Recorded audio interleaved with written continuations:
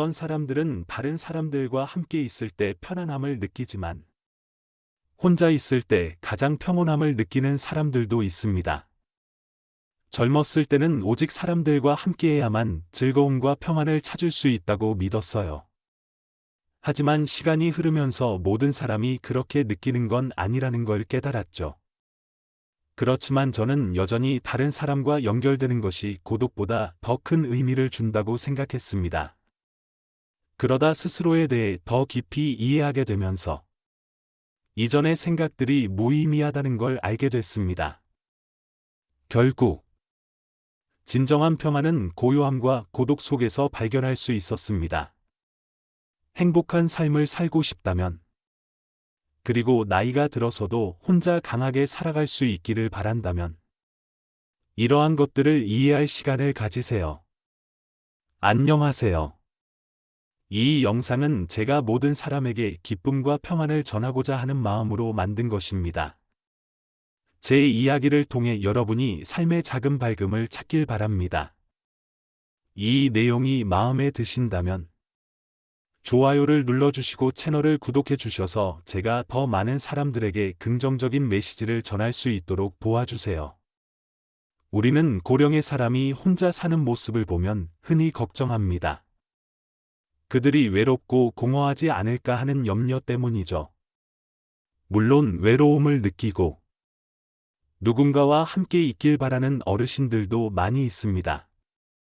하지만 현대 사회에서는 점점 더 많은 사람이 혼자 사는 삶을 선택하고 있으며, 이는 가족이 곁에 없는 것을 두렵거나 불행한 일로 여기지 않습니다. 어쩌면 여러분은 이렇게 생각할지도 모릅니다. 곁에 아무도 없으면 어떻게 혼자 살아갈 수 있지? 이 질문이 두렵게 느껴지나요? 하지만 다른 사람의 기대에 맞추지 않고도 평안한 마음으로 나이 들어갈 수 있는 방법이 있다면 당신의 생각도 달라지지 않을까요? 어느 날 한 사람에게 삶에서 가장 후회되는 것이 무엇인가요? 라는 질문을 받았을 때 현우 할아버지는 이렇게 대답했습니다. 내가 너무 많은 기회를 놓친 거야. 죽을 날이 얼마 안 남았다고 생각했거든. 그래서 자식들이 여행을 가자고 할 때마다 난 이제 늙었으니 너희들끼리 다녀와라라고 말하며 거절했지. 하지만 내가 생각했던 것처럼 80세에 죽지 않았어. 아마 내일이면 죽겠지라고 생각하면서 자식들이 갈비 먹으러 가자고 해도 내일 죽을 사람인데 뭘 먹으라며 거절했어. 그런데 90세가 돼도 여전히 살고 있었고 100세가 돼서도 죽지 않았지. 결국 30년 동안 죽음을 기다리며 삶의 모든 기쁨을 놓치고 말았어. 30년이라는 시간은 짧지 않습니다. 현우 할아버지가 그 긴 세월을 죽음만을 기다리며 보내면서 삶의 모든 아름다운 순간을 놓쳤다는 것은 정말 안타까운 일입니다. 요즘은 젊은 세대가 바쁜 일상 속에서 부모 곁에 있을 수 없는 경우가 많습니다. 자녀가 곁에 있길 바라는 부모님의 소망은 이루기 힘든 바람일지도 모릅니다. 자녀들이 불효하고 싶은 것이 아니라 빠르게 돌아가는 삶의 속도 때문에 효를 다하기가 어려운 것입니다. 이는 우리 시대의 비극일까요? 우리는 부모님께 효도하는 마지막 세대가 될 수 있지만 동시에 자녀에게 외면받는 첫 세대가 될 수도 있습니다. 만약 그렇다면 이제는 스스로의 노년에 대해 다시 한번 생각해봐야 할 때가 온 것은 아닐까요? 자녀, 일, 친구, 친척을 걱정하는 것 모든 걱정은 인간관계에서 비롯됩니다. 인간은 사회적 존재이기에 다른 사람들과 연결됨으로써 자신을 완성해 나갑니다. 그러나 이러한 관계는 종종 스트레스도 가져다 줍니다. 그렇다면 모든 관계를 끊고 혼자 살아가는 것이 평온을 찾는 길일까요? 아마도 그 답은 그리 극단적일 필요는 없을 것입니다. 우리는 여전히 자유롭고 독립적이며 개인적인 삶을 살아갈 수 있지만 의미 있는 연결을 유지하며 주변의 좋은 사람들과 즐겁게 어울릴 수 있습니다. 여기서 혼자 산다는 것은 스스로를 고립시키는 것이 아니라 의존하지 않고 자율적이며 자유롭고 행복한 삶을 사는 것을 의미합니다. 스스로를 위한 삶을 살아가는 사람은 타인과 좋은 관계를 맺는 방법도 아는 사람이라고 생각하지 않나요? 어떤 사람들은 혼자 사는 것이 우울하다고 여기지만 사실 이는 혼자 있을 때 즐거움을 찾지 못하는 사람들이 심리 상담에서 가장 많이 하는 말입니다. 저 역시 그런 사람이었고 외로움을 쉽게 느꼈습니다. 그러나 자기 자신을 사랑하는 법을 배우면 우리는 말수가 줄어들고 더 깊이 생각하게 되며 기다릴 줄 알고 인내심도 길러집니다. 어쩌면 그러한 침묵 또한 외로움의 한 형태이며 혼자서 행복하게 사는 법을 배우는 과정일지도 모릅니다. 나이가 들어가며 우리는 점점 고독을 즐기는 법을 배웁니다. 그러니 혼자 사는 것에 대해 너무 염려하지 마세요. 우리는 인생 동안 부모님, 연인, 친구에게 사랑을 받으며 오해와 기쁨, 슬픔, 서운함을 겪어왔고, 그러한 모든 경험이 지금의 우리를 만들었습니다. 만약 누군가와 함께 살아본 적이 있다면, 이제는 혼자 사는 방법도 알아야 할 것입니다. 역설적으로, 혼자 사는 법을 배워야 외로움을 덜 느낄 수 있습니다. 이런 이유로, 저는 혼자서도 편안히 사는 5가지 방법을 여러분께 공유하고자 합니다. 부담 갖지 말고 편안한 마음으로 들어주세요. 첫 번째로, 자신에게 맞는 일을 유지하세요. 90세의 한 할머니는 여전히 구운 빵을 팔고 있습니다.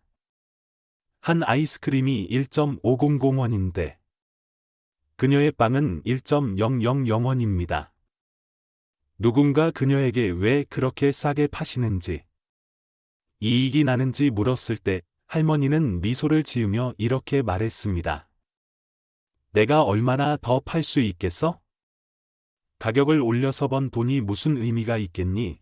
또 왜 이렇게 고생하면서 일하느냐는 질문에는 할머니는 이렇게 답했습니다. 집에 혼자 있으면 부정적인 생각이 들 거야. 하지만 여기 있으면 사람들을 바라보고 이야기할 수 있고, 시간도 금방 가버리지. 이 정도면 충분한 삶이야. 3.5제곱미터의 작은 공간에서 할머니는 자신의 온 세상을 가지고 계셨고, 그곳에 있는 누구나 할머니의 사랑과 따뜻함을 느낄 수 있었습니다. 서울 종로역 근처에는 매일 폐지를 줍는 할아버지가 한 분 계셨습니다. 허리가 굽은 채로 가득 실은 리어카를 끌고 폐지를 수거장으로 가져가는 모습은 누구에게나 안타까움을 자아냈습니다. 어느 날, 그 할아버지가 돌아가시자 종로 거리에서 그 리어카는 더 이상 보이지 않았습니다. 그러나 곧 한 중년 노숙자가 그 할아버지의 리어카를 끌고 종로 거리를 돌아다니기 시작했습니다.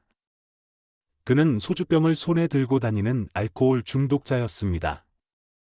생전에 폐지를 줍던 할아버지는 매일 그 노숙자에게 1,000원씩 주며 이렇게 말했습니다. 힘내.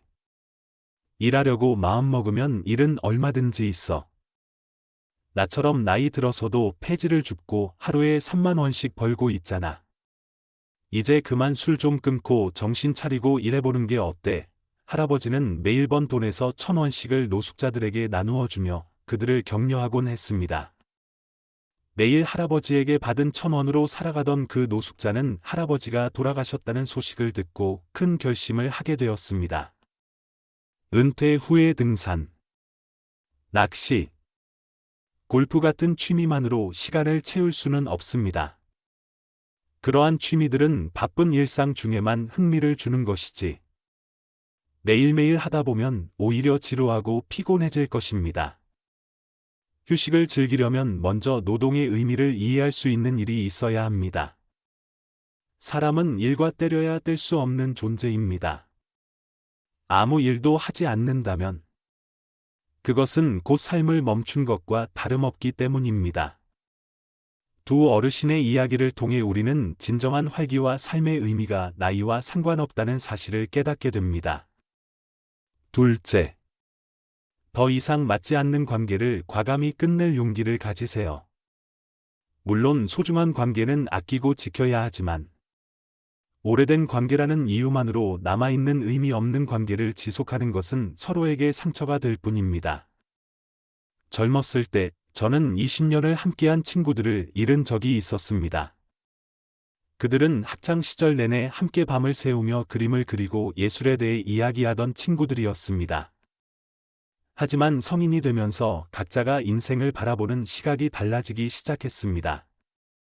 사회 속에서 경쟁이 친구 관계에도 스며들었고, 만남의 대화는 내가 너보다 더 성공했어. 나는 더 높은 학력을 가졌어. 나는 너보다 돈을 더 많이 벌고 있어. 라는 주제로만 가득했습니다. 어떤 친구는 성공했지만 학력은 부족했고, 어떤 친구는 높은 학력을 가졌지만 경제적으로는 여유롭지 않았습니다. 또 어떤 친구는 부자였지만 성공했다고 하긴 어려웠으며, 어떤 친구는 평범한 삶을 살며 자랑할 게 없었습니다. 서로 위로하고 보완하기보다는 그렇지 못한 상태였습니다. 솔직하게 말해보려 했지만, 여전히 우리 사이에는 보이지 않는 벽이 존재했습니다. 저는 세상에 좋은 사람들이 많고 그들과 함께할 시간도 부족하다는 생각이 들었습니다. 과거에 얽매여 그저 껍데기뿐인 우정을 계속 이어가는 것이 과연 필요할까요? 그래서 저는 그 관계를 놓기로 결심했습니다. 아마 여러분 곁에도 비슷한 관계가 있을 겁니다. 위로보다는 상처를 주는 사람들. 친구라는 이유만으로 억지로 품어주는 관계 말입니다. 우정에는 관용이 필요하지만 때로는 마음의 평안을 위해 단호하게 떠나는 것도 필요합니다. 더 이상 맞지 않는 관계를 과감히 넘어서세요. 그러면 보다 긍정적이고 삶의 가치를 더하는 사람들과 연결될 공간이 열릴 것입니다. 셋째, 마음을 여는 법을 배우세요. 최근 연구에 따르면 개방적인 사고를 가진 사람들이 단지 착하게 살려는 사람들보다 더 행복하다고 합니다. 이러한 개방성은 단순히 세상을 바라보는 방식뿐만 아니라 새로운 사람들과 연결되고 그들을 받아들이는 능력을 의미합니다. 관계가 아주 깊지 않을 수도 있지만 많은 사람들과 알고 지내는 것이 두세 명에 가까운 친구만 사귀는 것보다 더 좋을 수 있습니다. 나이가 들수록 관계는 점점 줄어들게 됩니다. 오랜 세월이 지나면 진정으로 소중한 사람들만 남게 되니까요. 특히 재정적으로 어려운 상황을 겪을 때 주변 사람들의 진면목이 드러나면서 관계를 정리할 기회가 생깁니다. 하지만 그렇다고 해서 세상과 단절하거나 자신을 닫아야 한다는 뜻은 아닙니다. 동호회에 가입하거나 취미 활동, 새로운 학습 프로그램에 참여해 보세요. 비록 깊은 관계로 발전하지 않더라도 새로운 사람들과 만나고 마음을 여는 것은 자기 발전에 큰 도움이 되고 삶에 새로운 활력을 불어넣습니다. 사람들은 흔히 호기심을 잃을 때부터 늙기 시작한다고 말합니다. 호기심과 개방성은 혼자 있어도 외롭지 않게 해주는 강력한 방패가 되어 줄 것입니다. 넷째, 자녀에게 독립하세요. 재정적으로 여유가 있다면 자산을 자녀에게 모두 넘겨주기보다 스스로를 위해 남겨두세요. 자산을 넘기면 독립성을 잃을 뿐만 아니라 자녀와의 관계도 불편해질 수 있습니다. 요즘 자녀들은 집세나 결혼 비용 등 부모님의 지원에 익숙해져 있습니다. 부모님들은 자녀가 고생하는 것을 원하지 않아 기꺼이 도와주려 하지만 그로 인해 자녀는 점점 부모님께 의존하게 되고 반대로 부모님은 자산을 잃어 노후에 자녀에게 의지하게 되는 경우가 많습니다. 이는 갈등과 불만을 야기하고 양측 모두에게 상처를 줄 수 있습니다. 어떤 아버지는 매달 자녀에게 20만 원의 용돈을 받았지만 생활이 어려워지면서 추가로 10만 원을 부탁했습니다. 자녀에게는 한 달에 30만 원이란 큰 부담이었고, 특히 자녀 역시 자녀 양육비와 생활비를 감당해야 하는 상황이었습니다. 받는 사람에게는 10만 원이 큰 금액이 아닐지 몰라도, 주는 사람에게는 큰 부담이 될 수 있습니다. 부모님은 평생 자녀를 위해 헌신했기 때문에 자녀가 부모님을 지원하는 것에 대해 고민하는 모습을 보면 마음이 아플 수밖에 없습니다. 오늘날 부부가 모두 일해도 가족 부양과 자녀 교육, 기본적인 생계를 꾸리는 일은 충분히 어려운 일입니다. 부모님은 자녀가 손자 손녀의 교육비를 줄이거나 생활비를 절감하고 집 장만의 꿈을 포기하거나 여행을 포기하면서까지 자신을 지원해 주길 원하지는 않을 것입니다. 따라서 자녀에게 의지하기보다는 자신의 자산을 보유하여 노후에 안정된 삶을 유지할 수 있도록 하는 것이 좋습니다. 자녀가 처음에는 서운할 수도 있겠지만 부모님이 자녀에게 부담을 주지 않고 독립적이고 평온한 삶을 유지하는 것이 더 바람직합니다. 이를 통해 모든 사람이 독립적으로 그리고 평화롭게 살아갈 수 있을 것입니다. 마지막으로 항상 곁에 있는 사람들을 소중히 여기세요. 때로는 너무 익숙해진 탓에 우리는 사랑하는 사람들을 무심코 대하며 그들이 언제나 곁에 있을 것이라고 생각합니다. 그들을 마치 언제나 자리를 지키고 있는 이끼 낀 돌처럼 여기는 것이죠. 이러한 익숙함 때문에 우리는 말투나 반응, 감정을 드러내는 방식을 소홀히 하곤 합니다. 하지만 그들이 우리 곁을 떠난다면 우리는 비로소 진정한 외로움과 마주하게 되고 그 빈자리를 채워줄 사람은 없을지도 모릅니다. 좋은 사람들은 우리가 좋은 사람이 되었을 때 비로소 우리 곁에 머물게 됩니다. 가끔 거울 속 주름진 얼굴을 마주할 때면 세월이 남긴 흔적들이 나를 더 나은 사람으로 살라는 삶의 메시지로 다가옵니다. 그럴 때마다 저는 스스로가 원하는 이상적인 모습에 아직 다다르지 못한 것을 부끄러워하며 아쉬움을 느낍니다. 나이가 들수록 혼자 남게 될까봐 혹은 외로워질까봐 두려워하는 일이 많아집니다. 병들거나 임종을 맞이할 때 아무도 옆에 없다면 어쩌나 걱정하게 되죠. 하지만 가족, 특히 배우자는 우리와 가장 가까이에서 그리고 우리를 가장 잘 이해해주는 존재들입니다. 사랑하는 이를 잃는 것은 곧 세상을 잃는 것과도 같습니다. 버림받고 고립되는 것과 스스로 혼자 사는 삶을 선택하는 것은 완전히 다릅니다. 세상과 연결을 유지하면서도 혼자만의 시간을 즐길 줄 아는 것은 우리 곁에 있는 사람들, 그리고 그들이 우리에게 선사하는 삶을 진정으로 소중히 여기는 방법입니다. 저는 95세의 한 할아버지가 생각납니다. 그분은 평생 열심히 일하며 자신의 재능과 덕망으로 많은 사람들에게 존경받았습니다.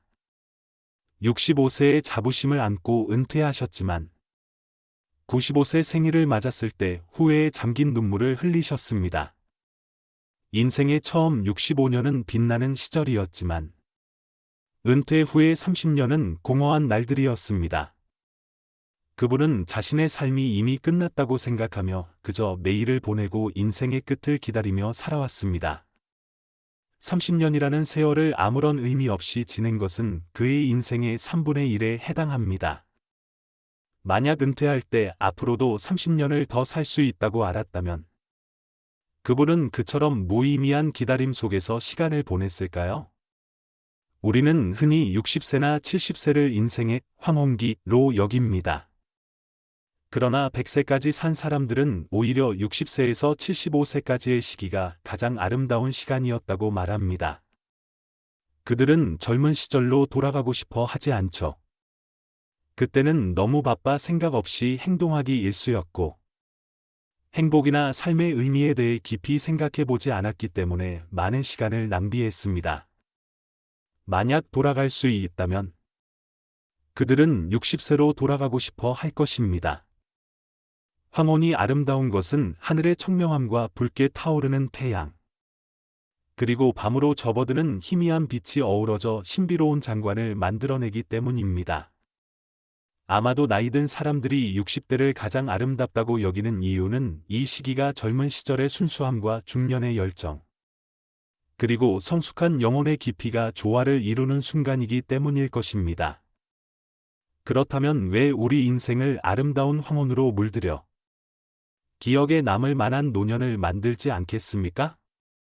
여러분의 노년이 그런 황혼처럼 아름답길 바라며 저는 황혼을 담은 그림을 그렸습니다. 이 그림은 인생의 조화와 고요함의 아름다움을 상기시키는 메시지이기도 합니다.